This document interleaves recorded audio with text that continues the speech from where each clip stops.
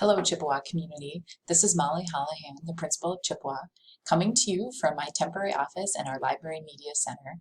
It's one of my last days in my temporary office because soon I get to move to our newly constructed space in the front of our building. If you've driven by Chippewa, you can see that our construction has gone amazingly well. We're just a day or two away from being finished.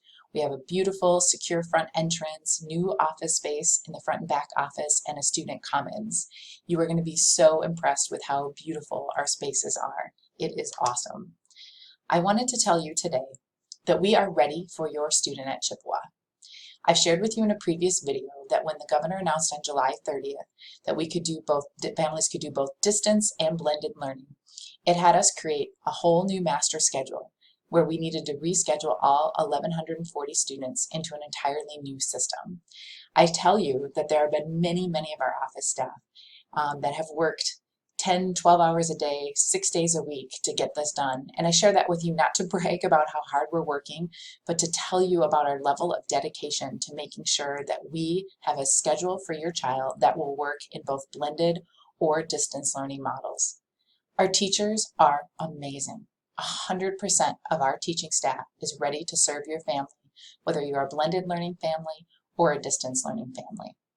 I want you to know that we did some creative things with the schedule that allows students the full complement of allied arts classes with very few exceptions.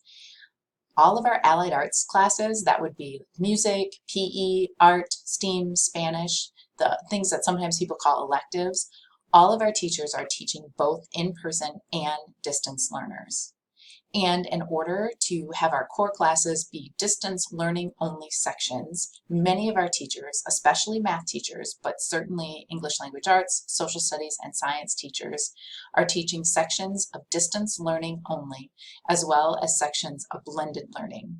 And while the teaching will be the same in both ways, both models, and the content's going to be the same in both those formats, it just takes a lot of mental gymnastics to switch from blended to distance and back and forth, and our teachers are doing it in an extraordinary fashion. Some of our allied arts classes, again, those elective classes, are quite full, but you don't have to worry. We have balanced them so that when we are in blended learning, we will not be over capacity. And there's a few other little scheduling glitches. There are some of our 6th grade choir students and our 6th grade orchestra students who may end up taking music on both the A and B days rather than switching to PE. And a little bit of a scheduling issue with some of our advanced ELA 8th grade classes. We did have some students who we are moving up to advanced ELA 8th grade. Not to worry, our ELA teachers are amazing, and just like their 6th and 7th grade colleagues that have already moved to differentiation, they are ready to meet your student at their level. So academically, what does this all look like? Every student has a schedule, distance learning or blended learning. They have a schedule for their 7-period day.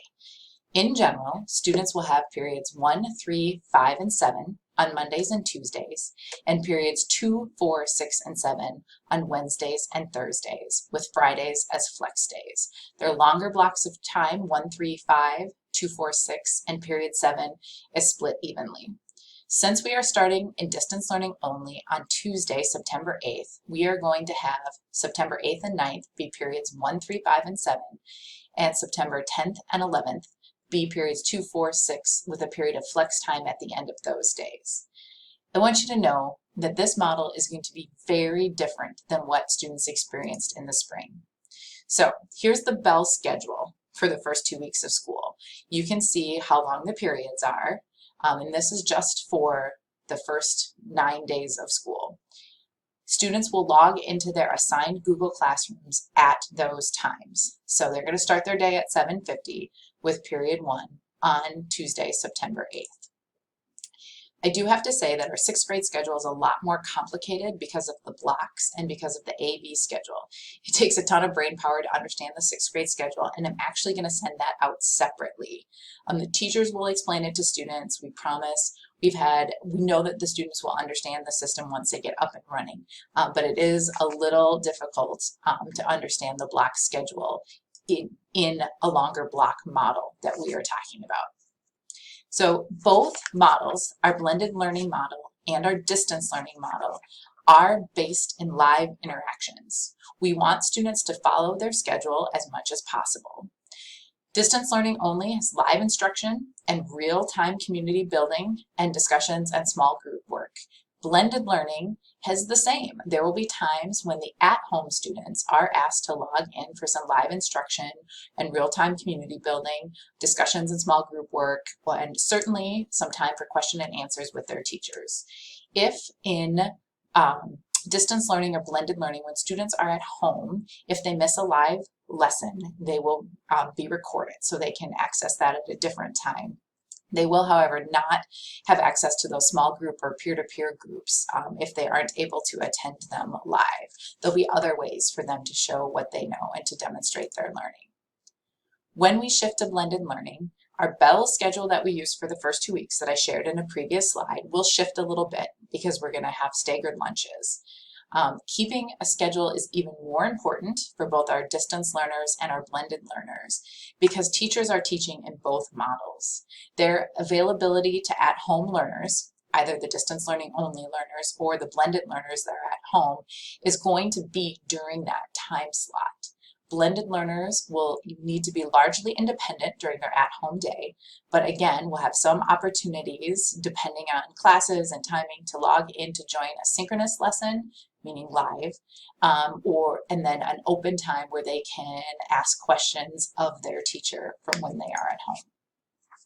We will have Friday flex days once we get up and running here. Students will have approximately 1 hour of on-demand independent work for their 4 core classes, English, Science, Social Studies, and Math, where there will be opportunities for extension and enrichment. The core and allied arts teachers will be available at specific times for drop-in questions from students. Students who need extra assistance will be scheduled into one-on-one or small group sessions. And then when we shift to blended learning, some students will be asked to come into the building for in-person instruction.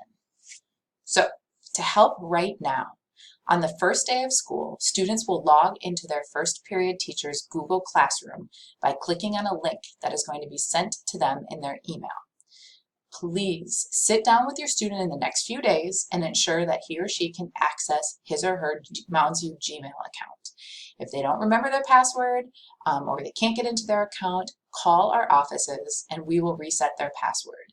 We really do want you to do this in advance of the first day of school so that we know students will have access at 7:50 on September 8th. If you're new to our building, you will have a chance to get a Chromebook and login information on September 1st. Here's what all students can expect. So during that first week of school, all students are going to spend their block periods doing 3 things. 1, community building. 2, learning an aspect of technology. And 3, getting an introduction to their teachers and the course. Students are going to get lessons on Google 101, digital citizenship, tech skills for educational applications, email etiquette, time management, Zoom, and more. And we're going to make those presentations available to parents as well. So it's important to know that we are asking a lot of everybody. In the spring, there was emergency learning, and we did the best we could. We learned so much, and we have a much better system now that takes into account that learning from the spring and your feedback. As we approach the fall, expectations are high, as is accountability. I know members of the community were very disappointed when we postponed blended learning. And now we really want to make sure that everybody is ready and engaged. And that's okay to have that high accountability. We do still ask for some patience and grace. We have planned and planned and planned, but there are still a few potential bumps, and we know that you will continue to partner with us on that. I know that families have questions about health and safety and what it's going to look like when we get into blended learning. We will share that information out and we'll have videos that will help your child understand and prepare for the safety precautions that will be in place. I do suggest that you have your child practice wearing a mask and ask that you remind your child that school will look and feel different. This has been an important part of conversations in my household for my 4th grader and 6th grader and 8th grader. We are socially distanced. They aren't going to be able to sit by their friends at lunch. They will have to queue up 6 feet apart waiting to get into classrooms and waiting for lunch. It's going to feel different, and I don't want them to worry about it or be traumatized by it, but just to prepare for it. We do still intend for our first day of blended learning to be for 6th graders only. Okay, so concrete next steps. Have your child log into their Mounts U Gmail and call us if he or she cannot access it. Again, if you're new to the district, we'll give you instructions when you pick up your child's Chromebook. Make sure that you have Tuesday, September 1st on your calendar for our car parade on that welcome back event where you'll get your child's schedule, and we will release those schedules to parent view as well at the end of that day. We ask that you double check your child's schedule. We did so much hand scheduling, which we just had to go student by student, class by class. It is possible that there are hopefully very, very few mistakes, but double check your child's schedule to make sure that they have all their classes, that they have a period 1, 2, 3, 4, 5, 6, 7. Again, 6th grade's a little bit more complicated. I'll send some information out about that. And the plan is to have your child log in at 7:50 a.m. on September 8th. We do want you to know that more and more information is coming.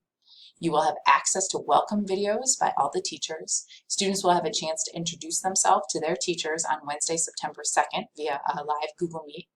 And again, those safety plans will be shared prior to shifting towards blended learning. The Chippewa community has been amazing, truly amazing.